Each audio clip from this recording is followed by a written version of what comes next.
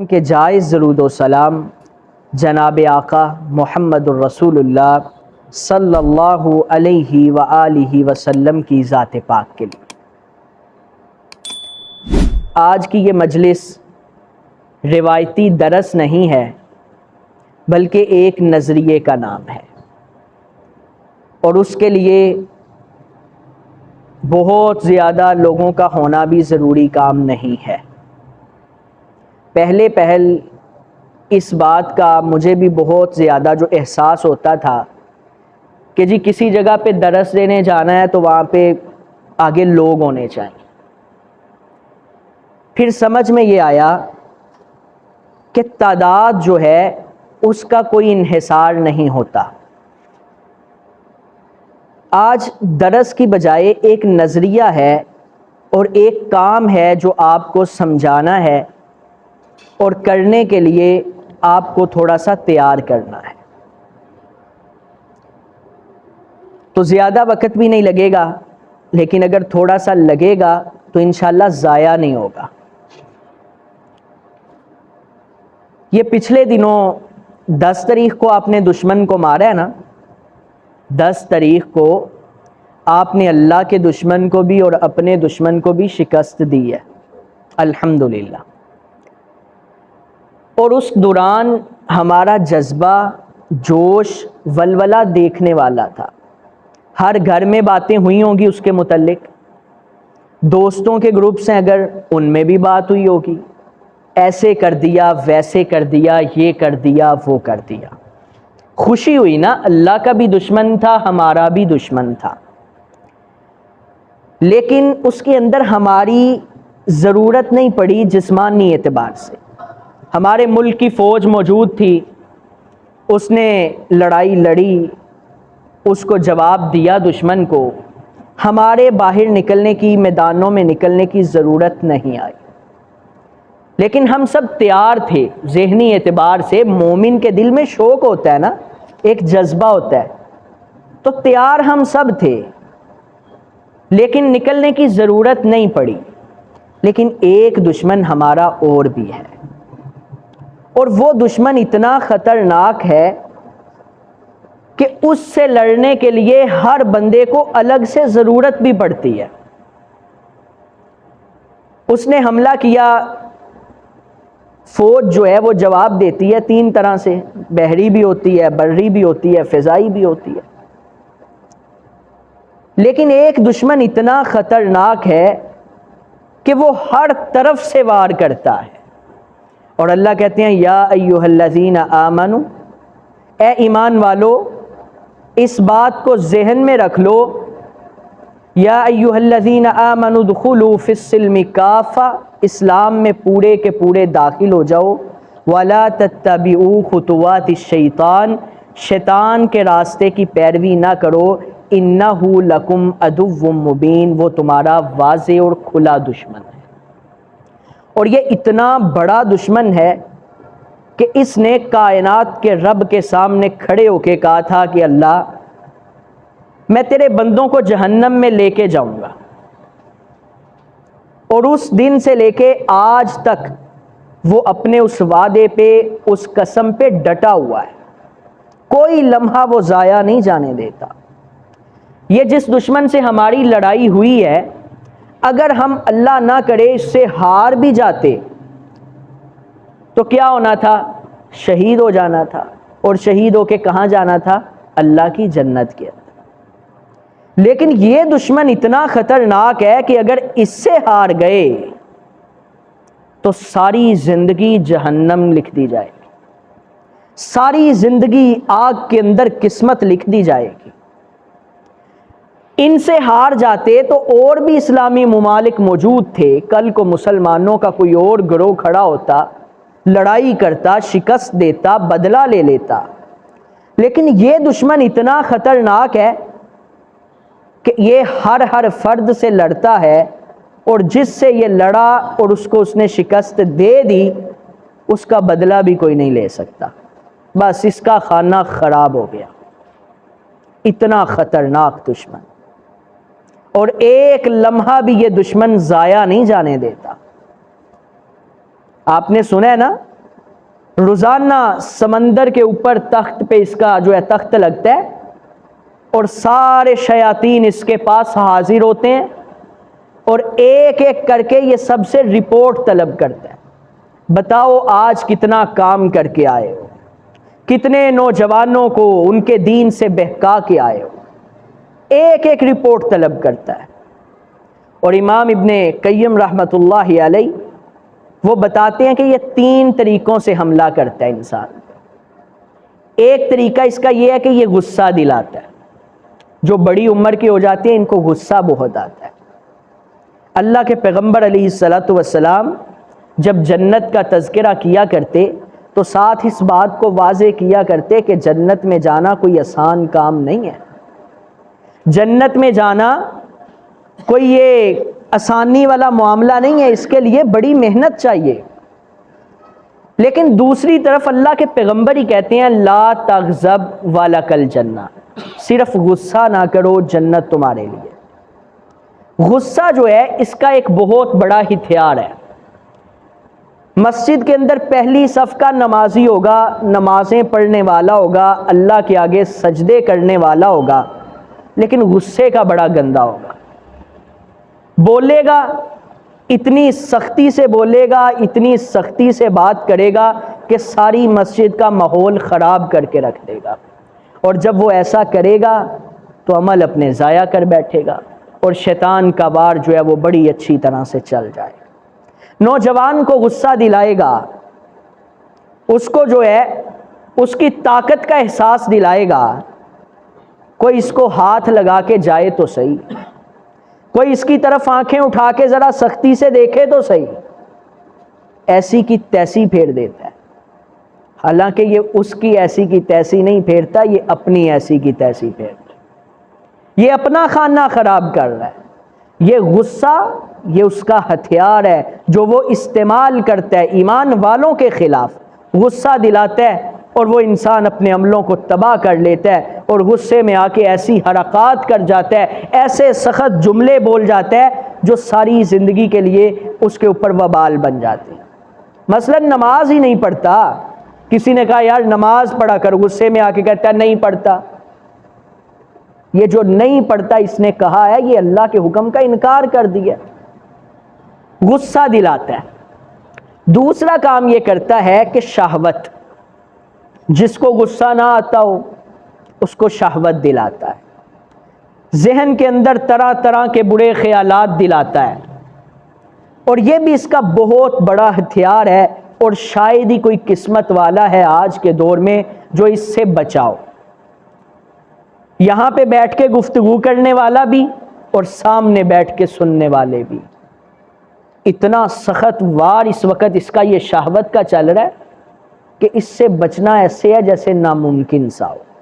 لیکن ناممکن کچھ بھی نہیں ہوتا، اگر انسان کوشش کرے تو ممکن ہو جاتا ہے۔ ہر شخص کے پاس موبائل ہے، سکرولنگ کے دوران دن کے اندر کتنی غلیظ تصویریں اس کی آنکھوں سے گزرتی ہیں۔ ایک تو ہے نا گزرتی ہیں، ایک ہے دیکھتا ہے، دیکھنے والے معاملے سے ہٹ بھی جائیں، جو گزرتی ہیں وہ اس کے دل کا کتنا خانہ خراب کر کے چلی جاتی ہیں، مجھے اور آپ کو احساس بھی نہیں ہوتا۔ نمازوں میں دل ہی نہیں لگتا، قرآن مجید میں دل ہی نہیں لگتا، اس طرح کی کسی مجلس کا اہتمام ہو جائے دل ہی نہیں لگتا، ابھی باہر کوئی چوک میں تماشا لگے وہاں پہ دیکھیے کتنا رش ہوتا ہے اور لوگ اپنے بڑے ضروری کام سے نکلے ہوں گے کھڑے ہو جائیں گے، یہاں دل نہیں لگتا۔ وجہ یہ ہے جب سارا دن موبائل میرے پاس ہوگا، میری آنکھوں کے آگے سے غلاظت اور بے حیائی گزرے گی تو میرا دل کیسے لگے گا؟ تو یہ شہوت اس کا بہت بڑا ہتھیار ہے، اس کے ذریعے وہ لوگوں کو گمراہ کرتا ہے۔ یہ وہ چیزیں ہیں، اصل میں اپنی بات کی طرف آنا چاہتا ہوں، ایک مثال سے سمجھاتا ہوں۔ میں ایک شخص کے پاس، مالک کے پاس مزدوری کرتا ہوں، مزدور ہوں میں، اور اس نے مجھے بھیجا ہے کہ مزدور اور چاہیے، اور وہ مالک اتنا خوبصورت مالک ہے کہ وہ مزدوری جو ہے کسی کی رکھتا نہیں ہے، پوری پوری مزدوری دیتا ہے اور کہتا ہے کہ جو اور مزدور لے کے آئے گا نا اس کو بھی مزدوری دوں گا اور جتنی اس کو دوں گا اتنی تمہیں بھی دوں گا. اتنا خوبصورت مالک ہے. اور جو نیا مزدور جو ہے اس کے پاس بھرتی ہو جائے گا, اس کا کام کرنا شروع کر دے گا, اس کے لیے بھی یہ آفر ہے کہ اور مزدور لے کے آؤ, جتنی مزدوری میں اس کو دوں گا اتنی تمہیں دوں گا. اتنے اچھے مالک کے پاس. اچھا پھر وہ یہ بھی کہتا ہے کہ جہاں ہو وہیں پہ کام کرنا ہے, کہیں دور جانے کی ضرورت بھی نہیں ہے. تو اتنے اچھے مالک کے پاس مزدوری کرنی چاہیے کہ نہیں؟ کرنی چاہیے. سوال یہ ہے کیا اس علاقے کے اندر صرف اتنے سے لوگ ہیں؟ مسلمان کیا اتنے ہی ہیں؟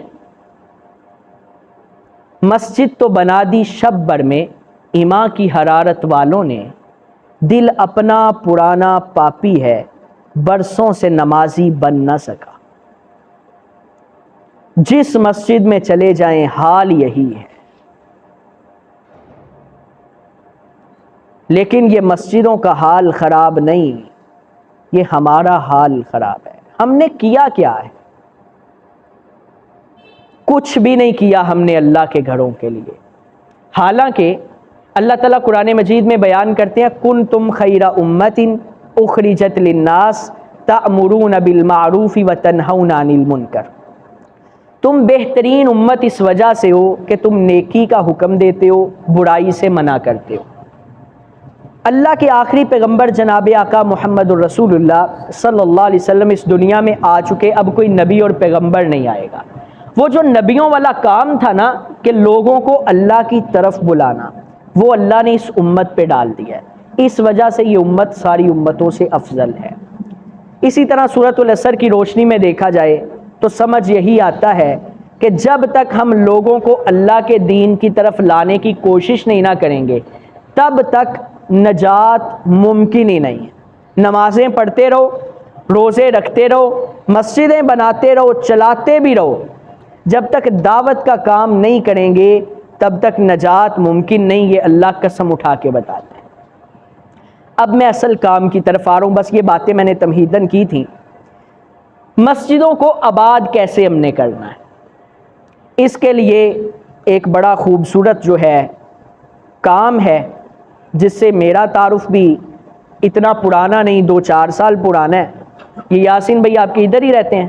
ہاں, تو یہ یاسین صاحب بھی جو ہیں یہ بڑی اچھی طرح سے واقف ہیں اس کام سے. تو آپ کے پاس تو بندہ تو پہلے سے موجود ہے.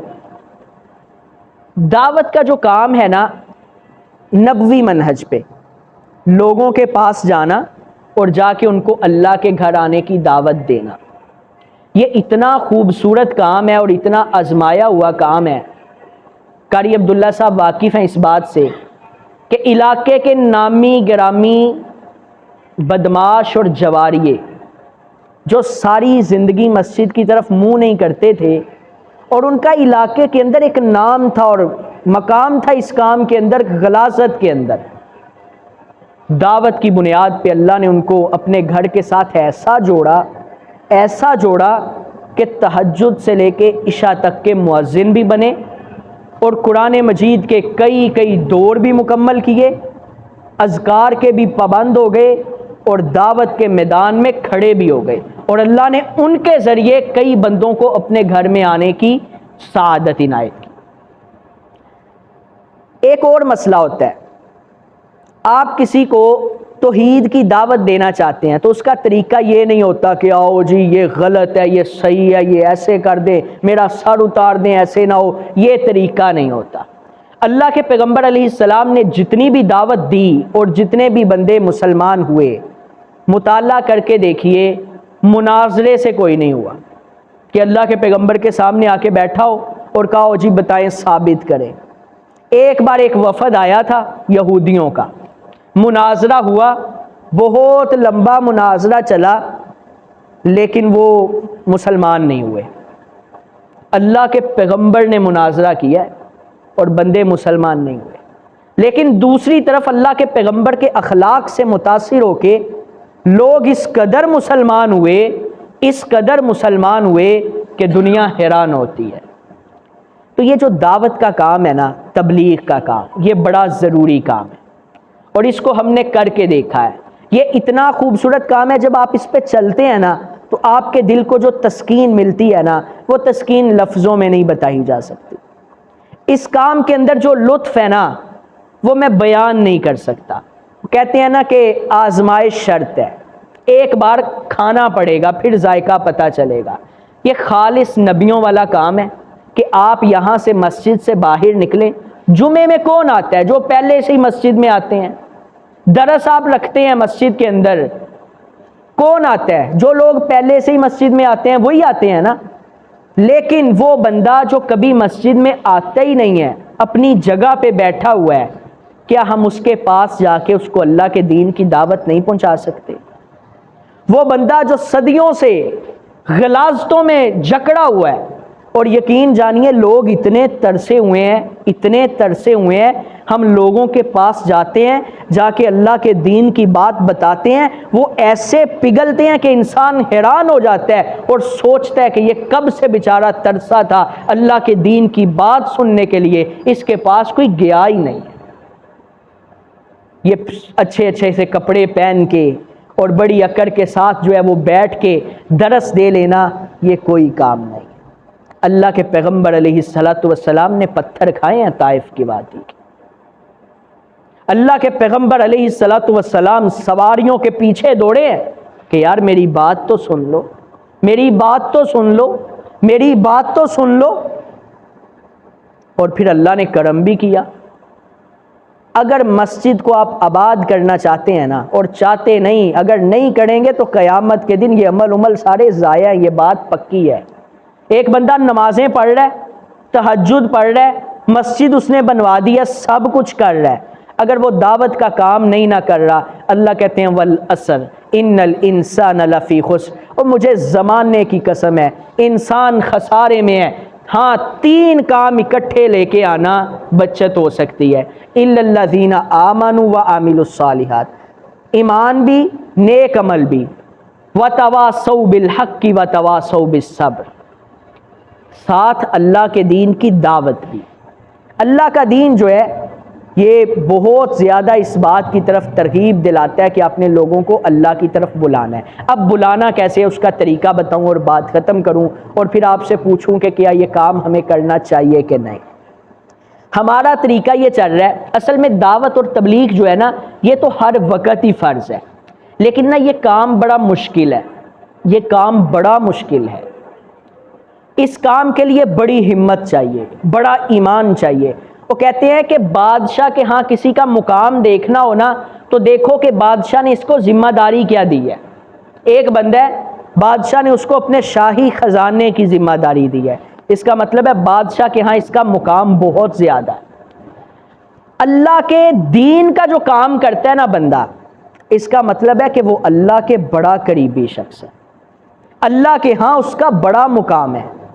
اور پھر اللہ کا ایک وعدہ ہے، اللہ کہتے ہیں اے میرے بندے میری عبادت کے لیے فارغ ہو کے آ جا، تجھ سے میں 2 وعدے کرتا ہوں، تیرے دل کو غنا سے بھر دوں گا اور تیرے دونوں ہاتھوں کو رزق سے بھر دوں گا۔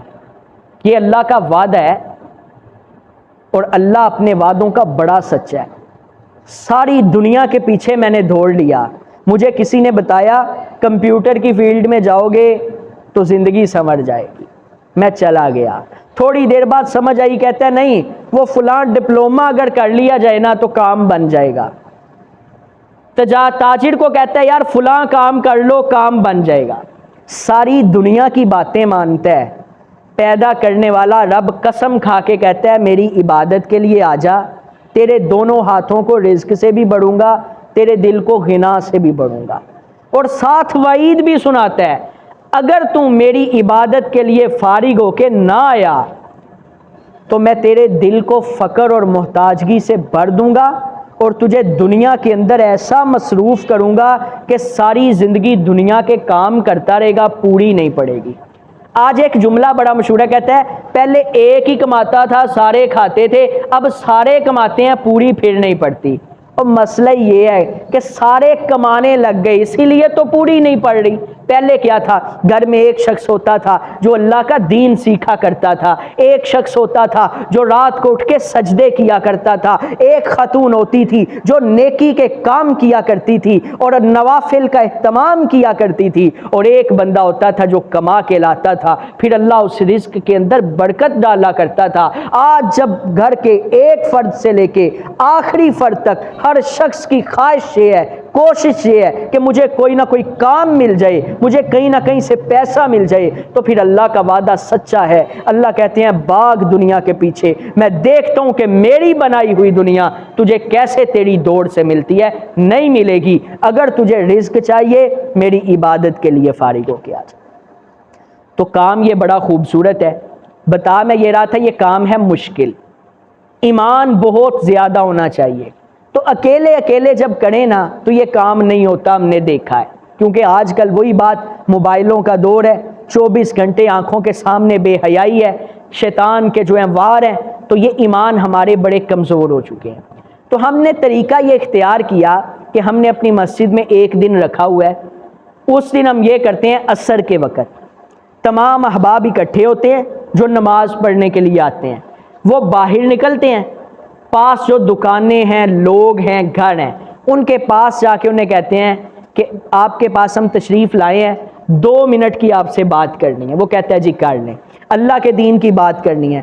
اس تک 2 منٹ کے اندر ایک خوبصورت پیغام پہنچاتے ہیں، انشاءاللہ وہ آپ تک پہنچ جائے گی بات، کہ وہ پیغام اس طرح کا ہوتا ہے کہ صرف 2 منٹ کے اندر آپ اس کو تھوڑا سا نا جھنجھوڑ دیتے ہیں، اور ساتھ اس کو آپ دعوت دیتے ہیں کہ اللہ کے بندے، زندگی کی شام پتہ نہیں کب ہو جانی ہے، آج شام کو مغرب کے وقت مسجد کے اندر 10 منٹ کا درس ہوگا، جس کے اندر یہ بات ہوگی کہ ہم اپنی زندگی کو بہتر کیسے کر سکتے ہیں۔